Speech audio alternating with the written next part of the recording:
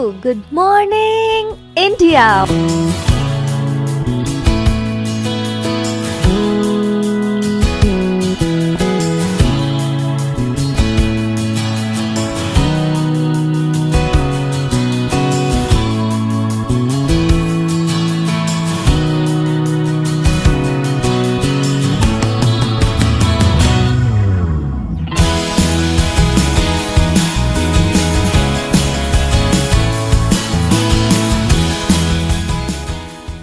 Monday to Friday, back-to-back classes, live from studio. आज ही subscribe करें wifi study channel को। Hello, good morning.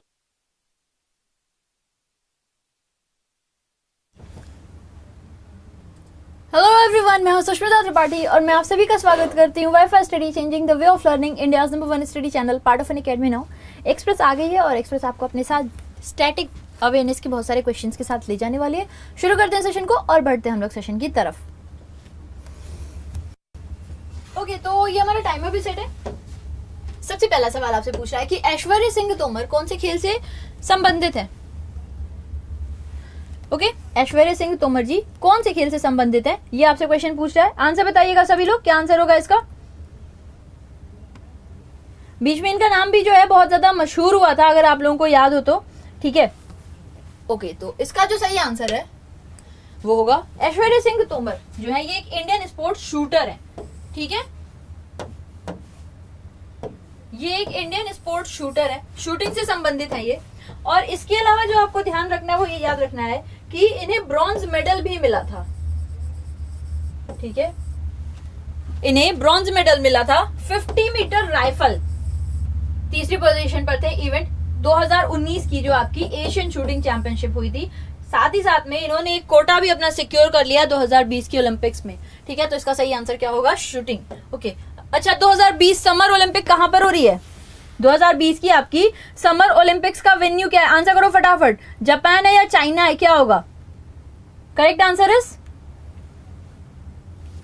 Yes. जो आपका 2020 का समर ओलंपिक्स है ये आपको पता है कि 24 से कुछ 9 तारीख तक में चल रहा है और इसका जो होस्ट सिटी होगा, ठीक है, वो टोक्यो जापान होगा। ठीक है, इसका जो होस्ट सिटी होगा वो होगा टोक्यो जापान। अब अगला क्वेश्चन बताइएगा कि इसका जो मास्कॉट है वो क्या है। 2020 का जो समर ओलंपिक्स है इसका मास्कॉट क्या है। इस बार का मास्कॉट कहते हो ना तुम लोग, उसके साथ में एक चिन्ह होता है। ठीक है, तो जो पैरालंपिक गेम मास्कॉट है उसका नाम क्या है। एक है आपका सोमियो शिनो, ठीक है, यानी सो माइटी। ओके, इस चीज को आप सभी लोग जो है ध्यान रखिएगा, ये थोड़ा इंपॉर्टेंट है और हो सकता है आपसे पूछ लिया जाए इसके बारे में, क्योंकि क्वेश्चन कई बार ऐसे बना हुआ है कि इसका मास्कॉट क्या था या इससे रिलेटेड चीजें आपसे पूछी गई हुई है। ओके, चलो खैर अगला क्वेश्चन हम लोग देख लें। अगले क्वेश्चन में आपसे क्या पूछ रहा है कि सॉरी, तो इसका जो अच्छा ये तो हमने किया नहीं, अगला क्वेश्चन तो हमने पढ़ा नहीं था कि कौन सा पहले इंडियन है जिन्होंने वर्ल्ड एमेच्योर बिलियर्ड्स में पोजीशन सिक्योर की थी। देखो, इसका आपका सही आंसर है क्या, विल्सन जोन्स। ठीक है, विल्सन जोन्स जी हैं, ये प्रोफेशनल प्लेयर थे इंग्लिश के, बिलियर्ड इंडिया से थे ये। ठीक है, ये डोमिनेंट नेशनल एमेच्योर चैंपियनशिप रह चुके हैं, याद रखिएगा। सालों अरसों तक इनकी जो है बढ़ाई हुई है। साथ ही साथ में इन्होंने एमेच्योर वर्ल्ड चैंपियनशिप 2 बारी जीती थी, 1958 और 64 में। इसका जो सही आंसर है वो क्या है, विल्सन जोन्स। अगला क्वेश्चन, किसको हम लोग गुरुदेव कहते हैं, किसको गुरुदेव कहा जाता है, बताइएगा। आंसर करो सभी लोग, ये बहुत आसान सवाल है और सभी लोग बताना।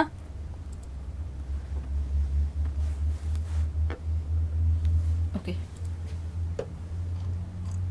गुरुदेव जो हम लोग बेसिकली कहते हैं वो कहते हैं रविंद्रनाथ टैगोर जी को, इन्हें हम लोग गुरुदेव कहते हैं। ठीक है, इसके अलावा मैं आप सभी लोगों को बता दूं कि रविंद्रनाथ टैगोर जी जो हैं इन्होंने जनगण मन यानी कि हमारा नेशनल एंथम इन्होंने कंपोज किया था, जिसको ओरिजिनली बंगाली में लिखा गया था 5 अलग अलग स्टैंजाज में।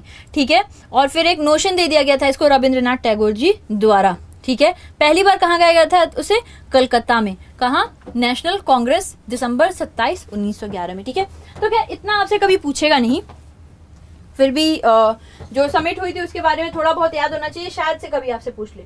इसका सही आंसर था रविंद्रनाथ टैगोर।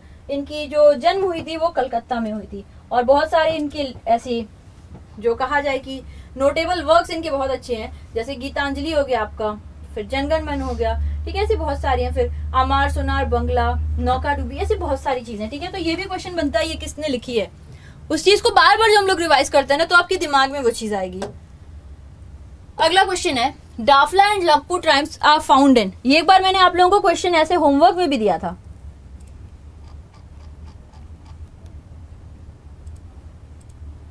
देखो इसका जो सही आंसर है, पिछली बार भी आप लोगों में से बहुत लोगों ने सही बताया था, इसका सही आंसर है अरुणाचल प्रदेश।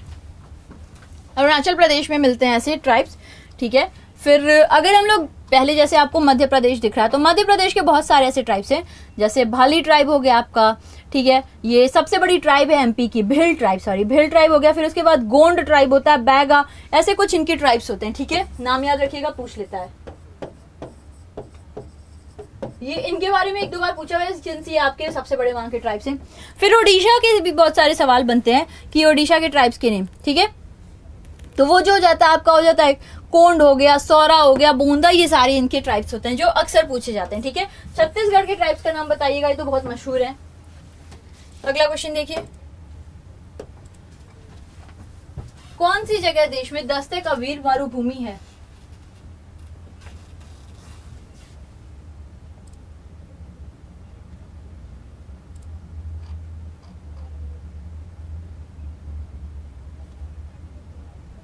देखो इसका जो आपका सही आंसर है वो है ईरान, ठीक है। जो दस्ते कबीर है ये एक बड़ा सॉल्ट डेजर्ट माना जाता है, कहाँ पे? नॉर्थ सेंट्रल ईरान में, ठीक है। ये जो साउथ ईस्ट है ना, एल्बर्स माउंटेन, उसके बेसिन्स में आपको देखने को मिल जाएगा। साथ ही साथ में ये अप्रोक्सीमेटली 240 माइल्स का माना जाता है, ठीक है।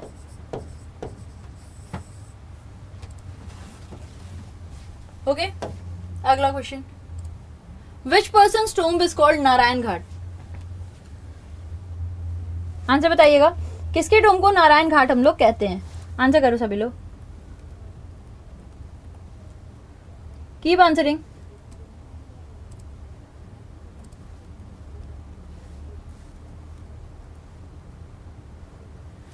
ओके, देखो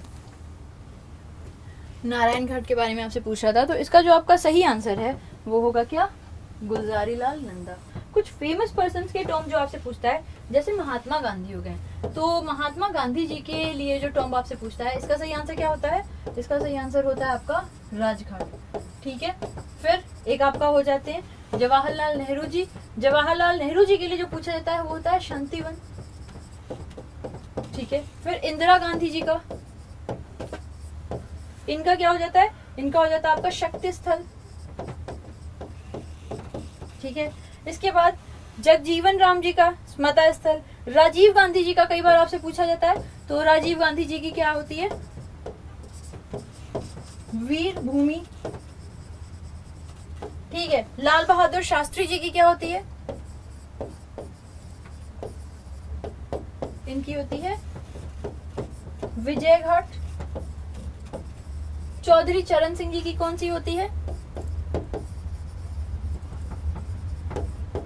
चौधरी चरण सिंह जी का होता है किसान घाट, ठीक है, याद रखना, शायद पूछ ले कभी। अगला क्वेश्चन देखो, United Nation Industrial Development Organization head हेड ऑफिस कहां पर स्थित है? यूनाइटो जिसको कहते हो, इसका सही आंसर क्या है? वियना, ये आपका वियना में स्थित है। नेक्स्ट क्वेश्चन, किसको हम लोग जवाहरलाल नेहरू पोर्ट कहते हैं? किस पोर्ट को जवाहरलाल नेहरू पोर्ट बोलते हैं?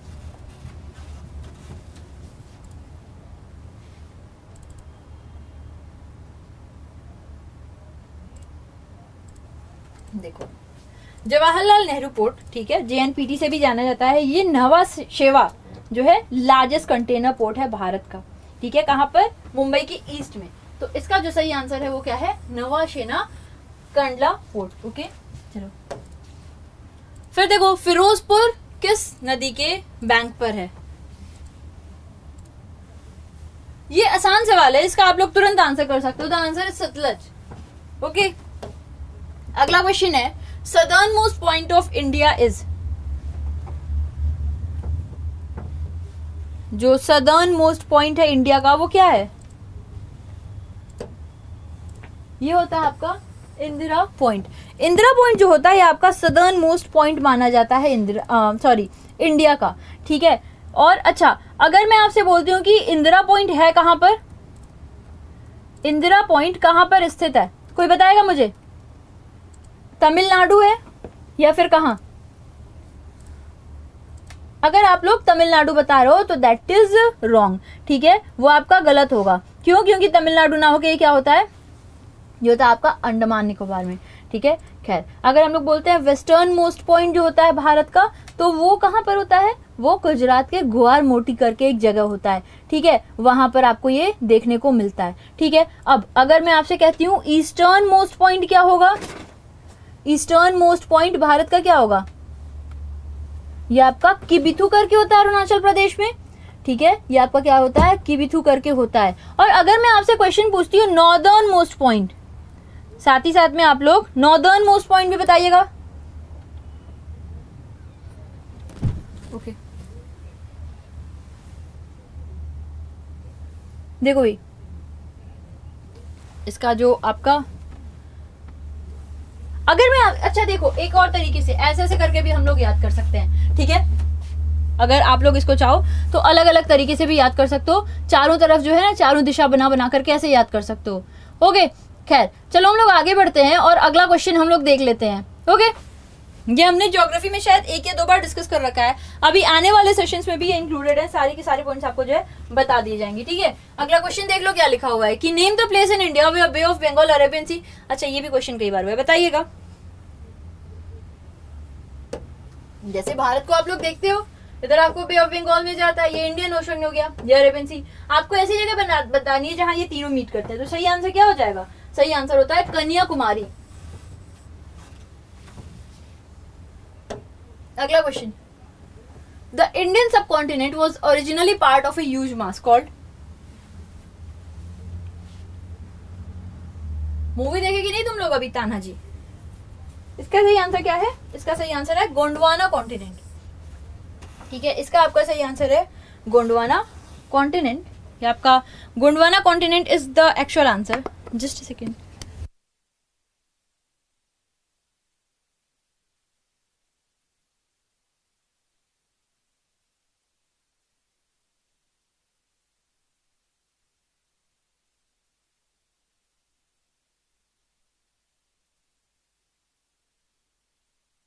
हाँ भाई देखो, गोंडवाना कॉन्टिनेंट बताया जा रहा है, बताया जाता है कि ये एक सुपर कॉन्टिनेंट था, ठीक है, जो पहले के समय में आपका एग्जिस्ट करता था, ठीक है। तो आपसे जो पूछ रहा है कि इंडियन सब कॉन्टिनेंट किसका पार्ट था, तो the correct answer will be Gondwana continent. अच्छा, जो भी आप लोग ये क्वेश्चंस देख रहे हो ना, ये सब ज्योग्राफी में आपको मिले हुए हैं, तो डोंट वरी कि इसके एक्सप्लेनेशन कहाँ है, क्या है, ये सारी चीजें हम लोग वहां कर रहे हैं। ओके, तो आप लोग ज्योग्राफी वाला सेशन देखोगे, उसमें आपको इससे बहुत सारे क्वेश्चंस मिलेंगे, you can see that. Gondwana continent अभी अगर हम लोग बात करें तो बेसिकली बताया जाता है एक सुपर कॉन्टिनेंट था जो कि 550 मिलियन साल पहले हुआ करता था, ठीक है।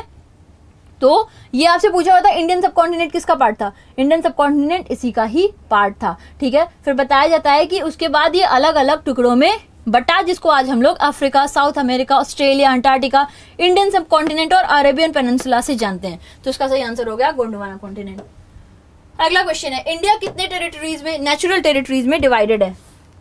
क्या आंसर, ये आंसर है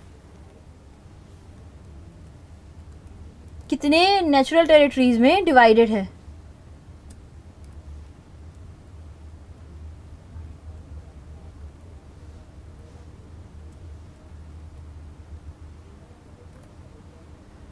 आंसर करना।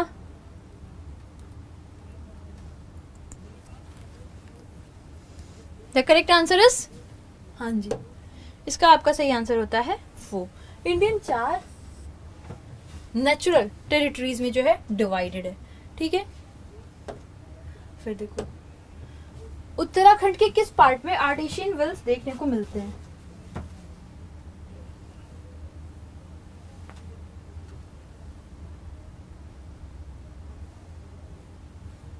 आर्टेशियन वेल्स की आपसे बात कर रहा है। बेसिकली एक इस तरीके का वेल होता था जिसमें आपको कभी पानी ऊपर लाने के लिए किसी भी तरीके का पंप की जरूरत नहीं थी, बिकॉज प्रेशर बनता था जो सरफेस पे था, जिसकी वजह से पानी खुद ही ऊपर आता था, ठीक है। तो आर्टेशियन वेल्स किस रीजन में पाए जाते थे, दैट इज तराई। ठीक है, चलो अगला क्वेश्चन देखिएगा। पहली भारतीय कौन थी माउंट एवरेस्ट पर चढ़ने वाली? पहली भारतीय वुमेन, तो the answer will be Bachendri Pal. Okay, अगला क्वेश्चन देख लो। बहरान की करेंसी क्या है?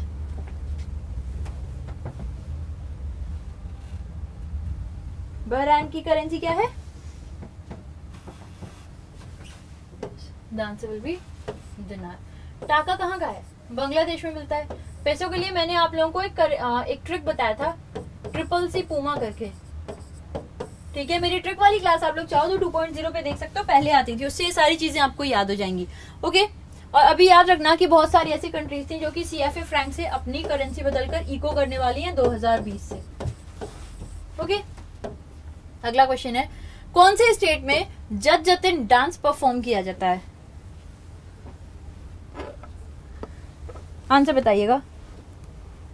कौन से स्टेट में जट जतिन डांस फॉर्म जो है होता है?